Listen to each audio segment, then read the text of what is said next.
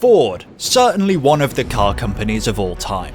The Blue Oval is no stranger to motorsport, and during the height of IMSA's GT era, they were right there to flex their sporting muscle.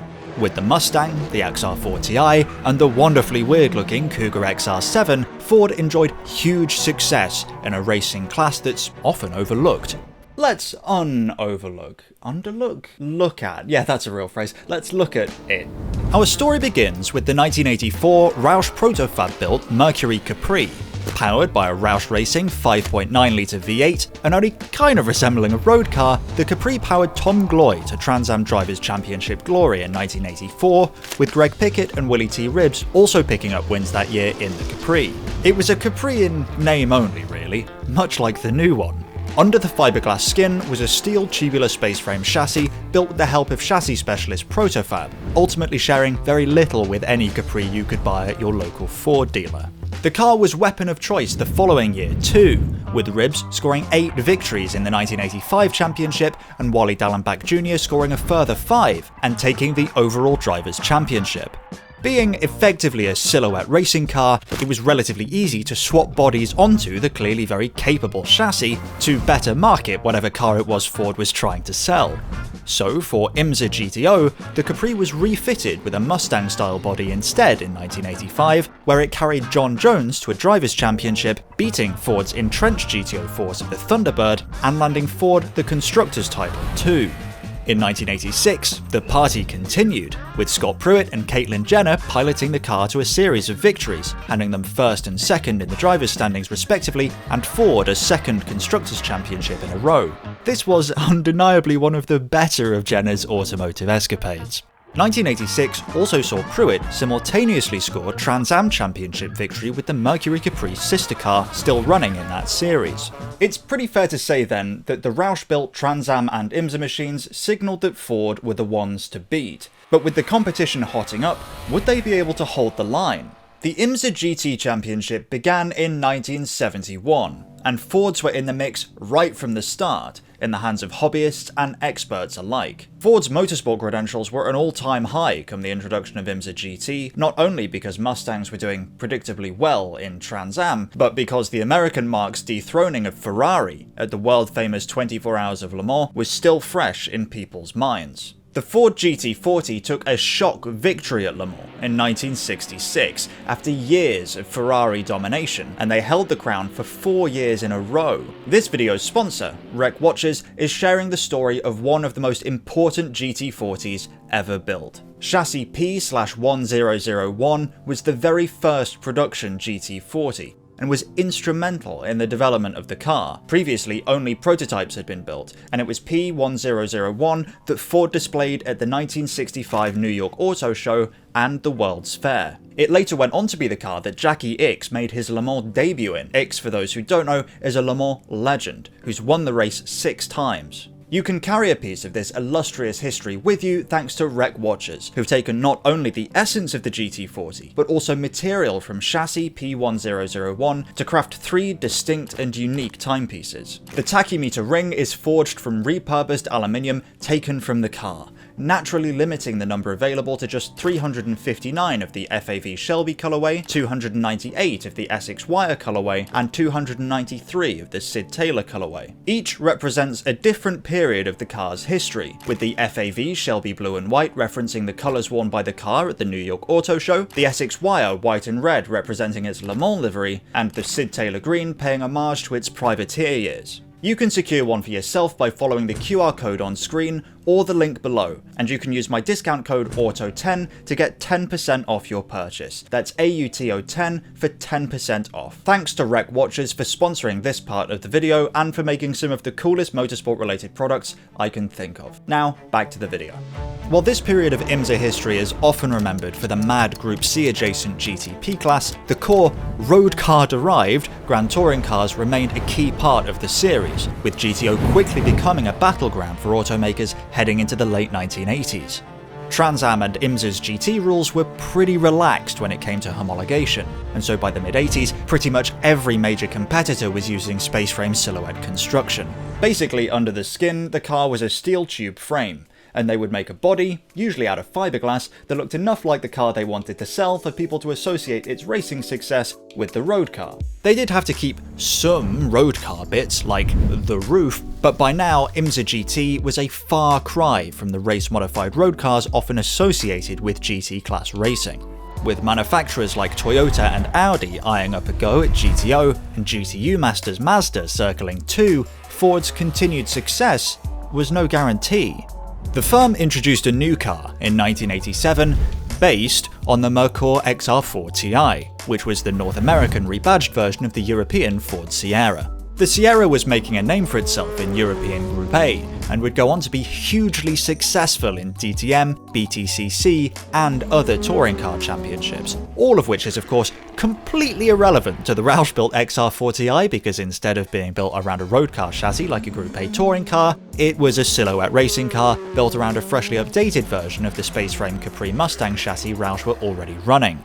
The XR-4 Ti did include one major departure from its predecessors, however, a change betrayed by the T in its name. It was powered by 2.5-litre turbocharged inline-4, most of the time. We'll get to that. This gave the car a more manageable engine mass that could be mounted further back in the chassis to improve weight distribution and handling. I expect some people will be correcting me on this in the comments. I wrote a section explaining the state of the information online regarding this part of the story, but to avoid boring you too much, I've chosen to cut it and make it available as a PDF linked in the description for anyone interested. Please read it before confidently asserting that I'm wrong. Trans Am would pit the newly reworked Merkur against the older Mercury Capri, and unsurprisingly, the new car proved a worthy successor.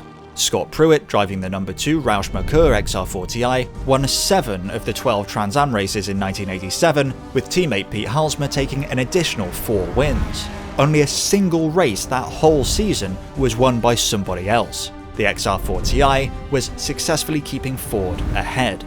IMSA GTO, however, was not graced with the Merkur's presence, with its debut in the series delayed until the following year, leaving the Roush Mustangs as Ford's fighter in the series. This didn't pan out so well, as despite an initial GTO class victory for Tom Gloy in the car, 1987 would turn out to be Toyota's turn at the front of the field, with Chris Cord ultimately taking championship victory in the All-American Racers Celica.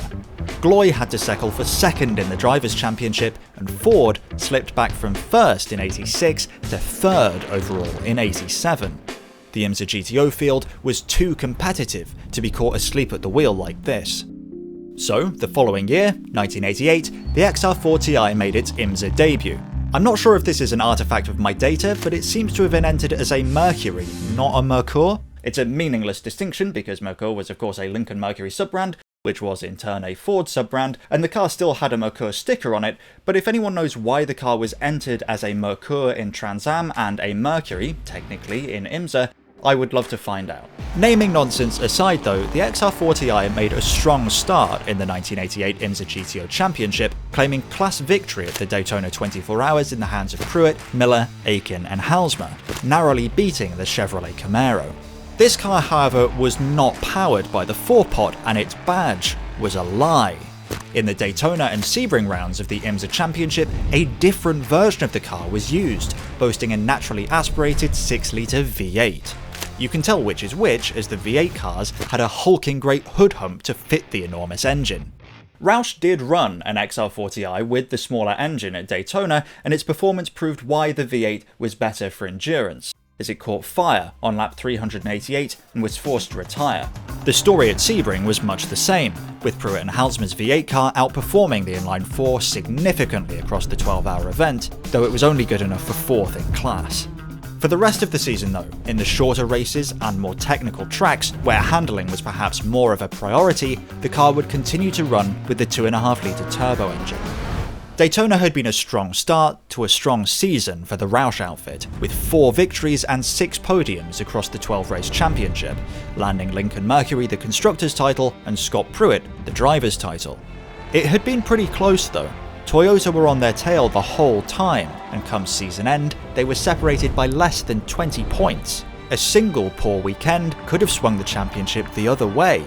In Trans Am, it had swung away from them. Audi entered their new 200 Quattro Trans Am into the 1988 season, and with drivers Hurley Haywood, Walter Röhrl, and Hans Stuck, they won 8 of the season's 13 events, landing them a decisive manufacturer's title and Hurley Haywood a driver's championship for his efforts, primarily due to the fact he was the only Audi driver to contest every round of the championship, as Stuck and Röhrl shared a car. 1988, however, would be the final year of Trans Am in that form, as all competitors would have to use American-made V8s from 1989. This effectively banned foreign competition, including the Audi that had just won. Interesting, that. Back to IMSA now, though, and in 1989, the Cougar XR-7 was nowhere to be seen. Despite only contesting a single year of the championship, it had disappeared, and in its place was a Mercury Cougar XR-7. Still campaigned by Roush, the setup was pretty much the same. So, the same. In fact, it was basically the same chassis with a handful of updates and a new body. I guess it was the Cougar's turn for an ad campaign. The Cougars would be powered by effectively the same 2.5-litre turbocharged 4-banger most of the time, but would once again receive a V8 when reliability was paramount and tight handling was a lower priority.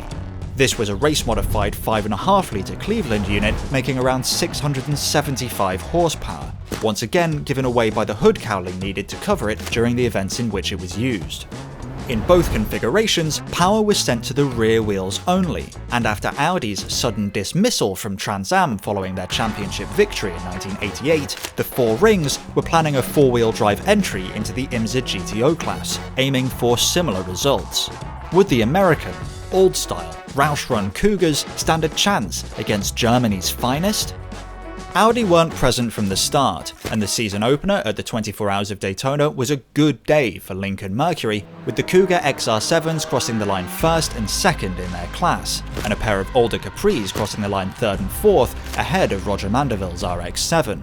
Pete Halsmer won round 2 with a Cougar as well, before the Roush outfit scored another big 1-2 class finish at Sebring. It had been a dream start for the Roush Cougars, and it was looking like the season might follow a predictable pattern until round 4, when the Audis showed up. Hans Stuck and Hurley Haywood scored a 1-2 of their own at Summit Point, relegating the Cougars to 3rd and 4th. The fight was on.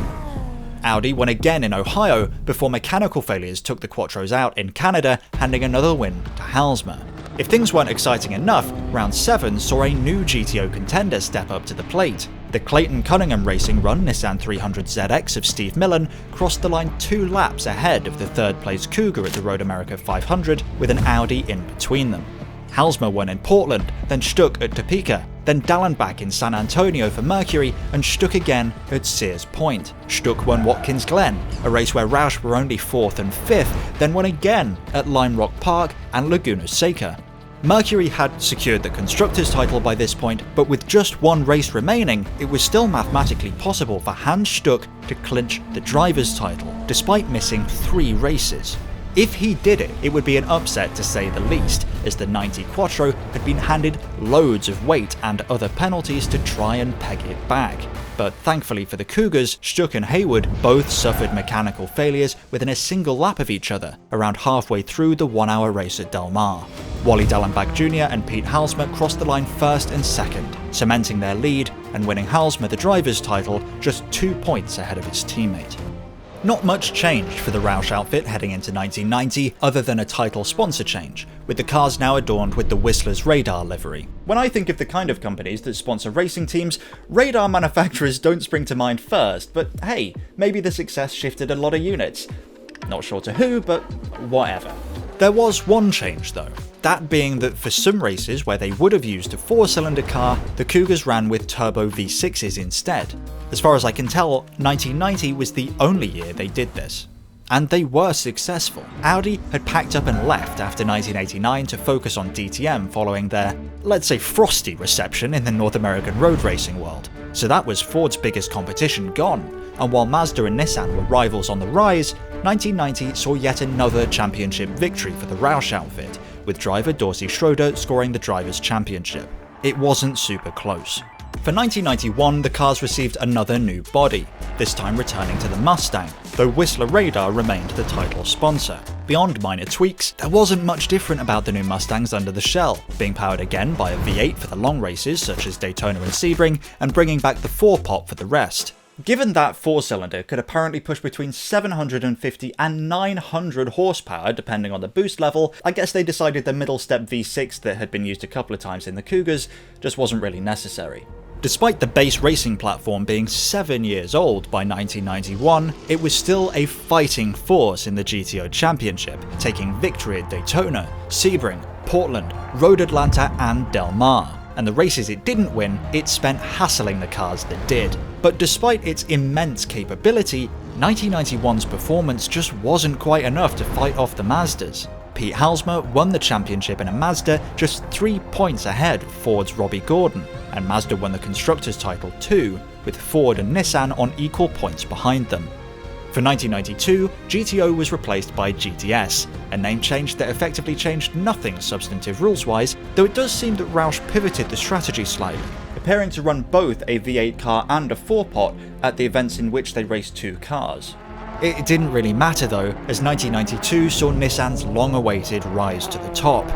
Ford were trounced, and it was finally clear that after 8 years of racing, maybe these racing chassis were nearing the end of their useful life. This was not the end of Jack Roush's Ford racing program, with more GTS and Trans Am success waiting for them once again. But this is where today's story ends. Let me know if you want a follow-up telling the story of the Roush Mustang Cobras, and maybe I'll make one. Check out the story of the Cunningham Nissan 300ZX IMSA program here. Thanks as always to the wonderful channel members for helping make these videos possible. To support us directly, click the join button below. Thanks for watching, and until next time, goodbye.